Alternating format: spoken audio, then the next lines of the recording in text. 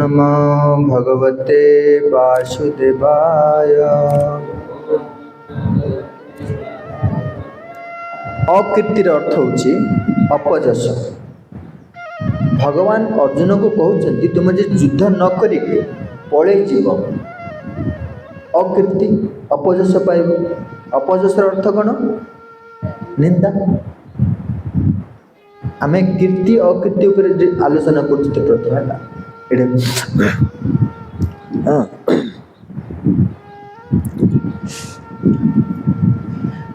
कहते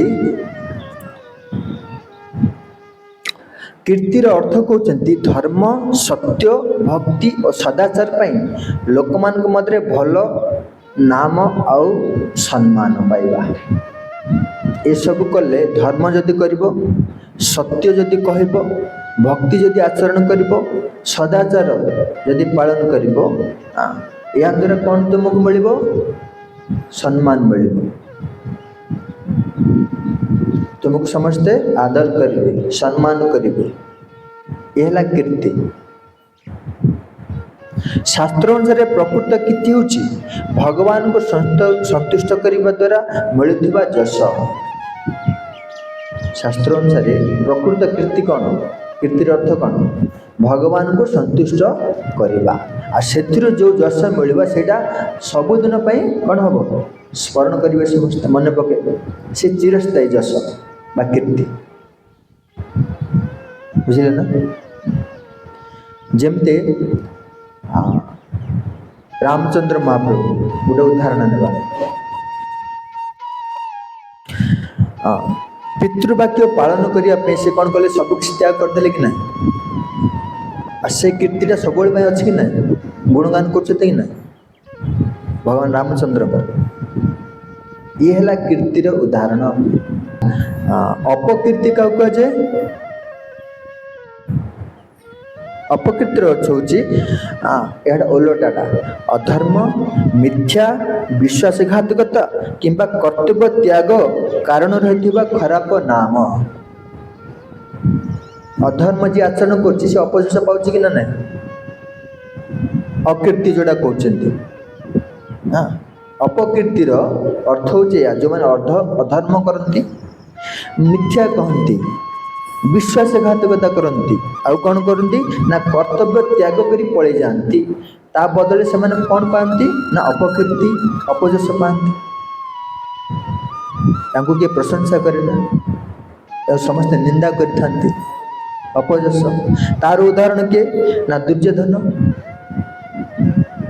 दुर्योधन कौन लोभ अधर्म छाड़लानी।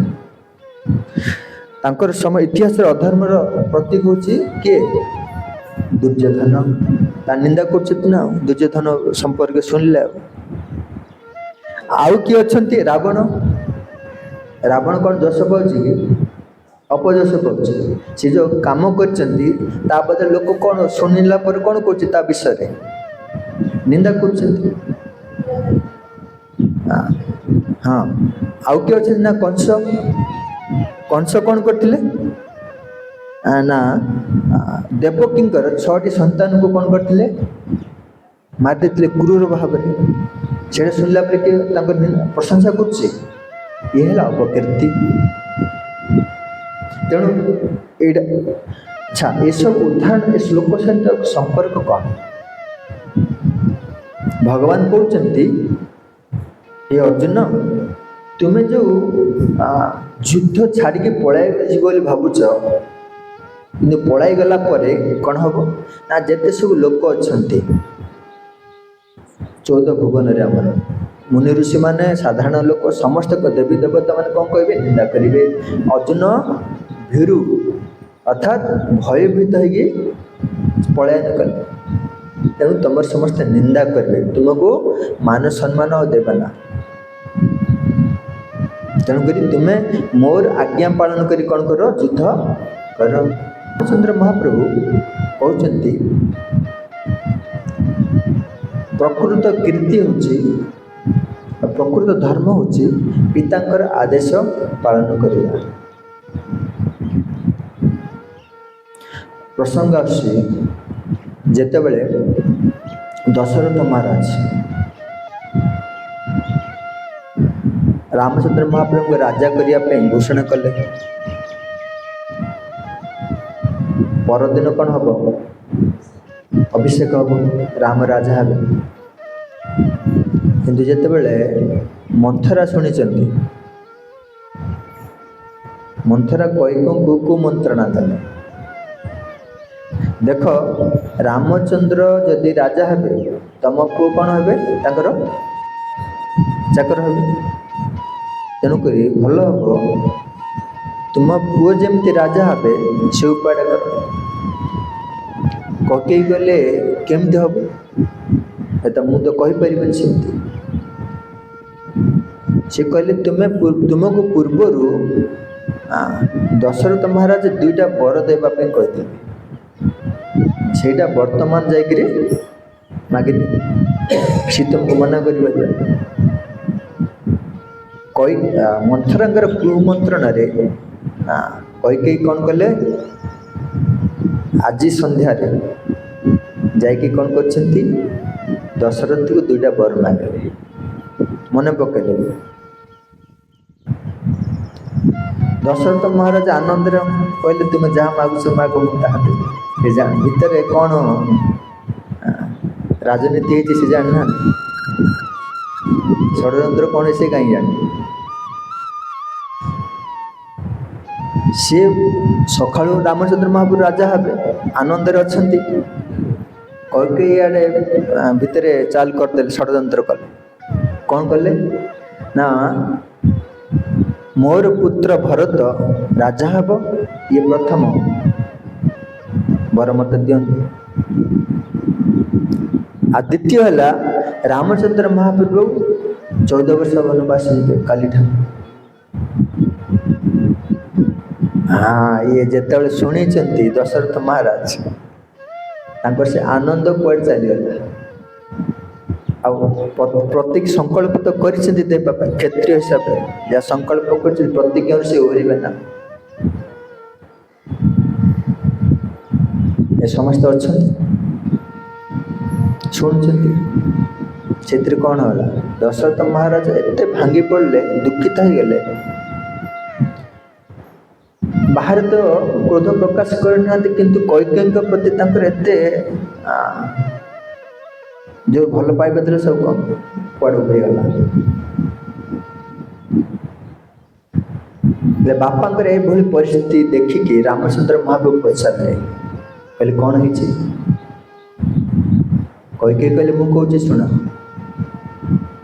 ମୁଁ ତୁମର ପିତା ମୋତେ 2ଟି ବର ଦେବାକୁ କହିଥିଲେ, ମୁଁ ବର 2ଟି ମାଗିଲି, କିନ୍ତୁ ସେ ସେଇଟା ଶୁଣିକି ଭାଙ୍ଗି ପଡ଼ୁଛନ୍ତି। ଆଉ ରାମଚନ୍ଦ୍ର ମହାପ୍ରଭୁ ଯେତେବେଳେ ଶୁଣିଛନ୍ତି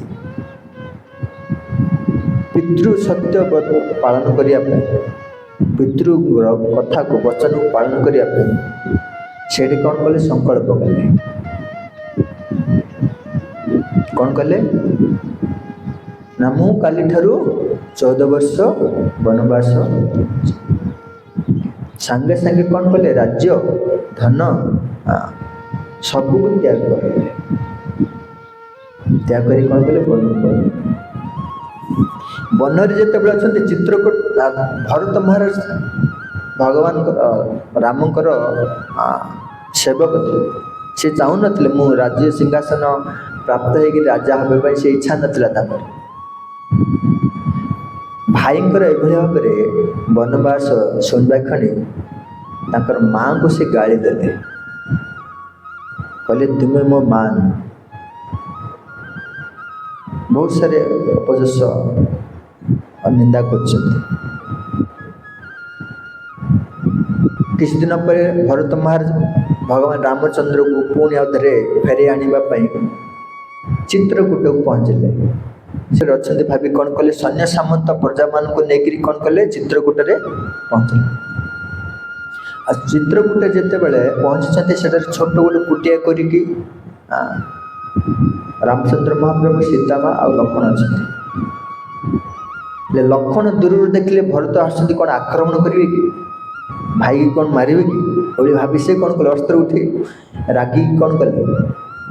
ବାଣ ଚଲେଇ चेष्टा कले रामचंद्र महाप्रभु कले प्रभु से जानते भरत को उद्देश्य आसती लक्षण जानी ना धीरे धीरे भरत महाराज पाखक आसिकी कौन कले रामचंद्र महाप्रभु चरण साष्टांग प्रणाम कले सेटे क्रंदन कर भगवान को बहुत सारे सुंदर कथा कही फेरवा चेष्टा कले किंतु रामचंद्र महाप्रभु से कौन कहले कहले ना जो पर्यंत पितृसत्य वचन पालन पूर्ण न होइछि से पर्यंत मु जाई परिबी नहीं। भरत महाराज से बहुत क्रंदन कले तापर से कहले कहले प्रभु आपण जदि आसी पारना ताहले आपणकर कठौ दीटा दियंतु से कठौ को मु राज सिंहासन रखी कौन करिवे पूजा कर आपण आसिला पर्यंत एमती के कहि परिबा ए कलिजुग हाँ से कह जाइए भल मु आहरी कौन कर मु सुखरे रही आज कलिजुग से सब चलती ना परिवार समाज सी दुख पाइला पाऊ मु तो सुखे रही ना कि रामचंद्र प्रभु ये कौन शिक्षा दौरान निज सुख छाड़ा पड़ो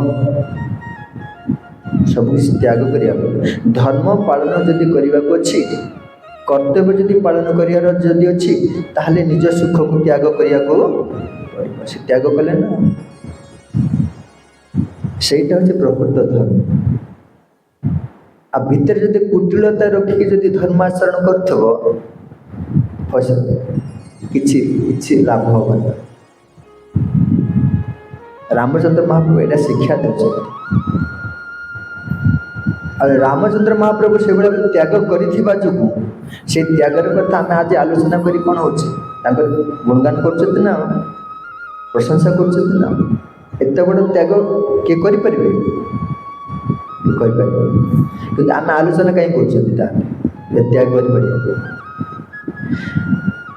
आम अधिका जो अधिका जो लोभासक्त होती सब जिन प्रति से दूरे रहा यहाँ शुणला आम तो रामचंद्र महाप्रभु भाई त्याग कर बन को जाकर सब जिन कर किंतु से किसी मात्र दूरे रहा आमर कौन कर्तव्य भगवान भक्ति करवा से आम टे जड़ित हो पार एति आम कर